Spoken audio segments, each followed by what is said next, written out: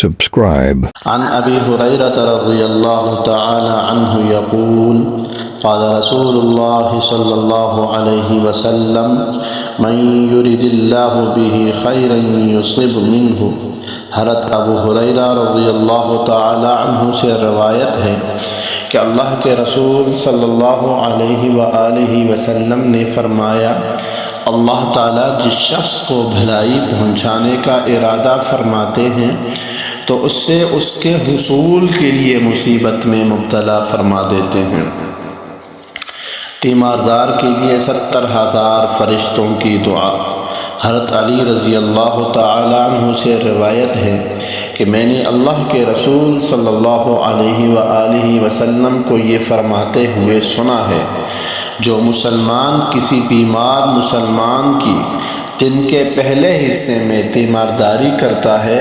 تو 70,000 فرشتے اس کے لیے شام ہونے تک رحمت و مغفرت کی دعا کرتے ہیں، اور جو مسلمان دن کے آخری حصے میں تیمارداری کرتا ہے تو 70,000 فرشتے اس کے لیے صبح ہونے تک رحمت و مغفرت کی دعا کرتے ہیں، اور جنت میں اس کے لیے ایک باغ مقرر کر دیا جاتا ہے۔ تیمارداری کا مستحب طریقہ اور فضیلت۔ حضرت انس رضی اللہ تعالی عنہ سے مروی ہے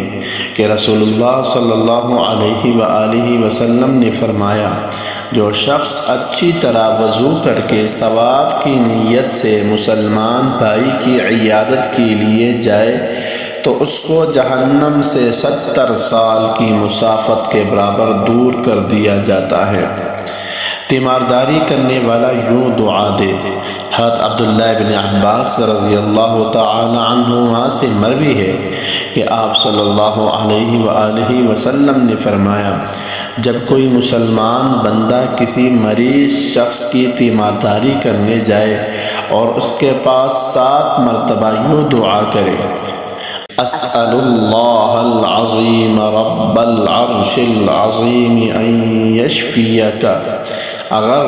اس کی موت کا وقت نہ آیا ہو تو اس دعا سے اس سے عافیت مل جاتی ہے۔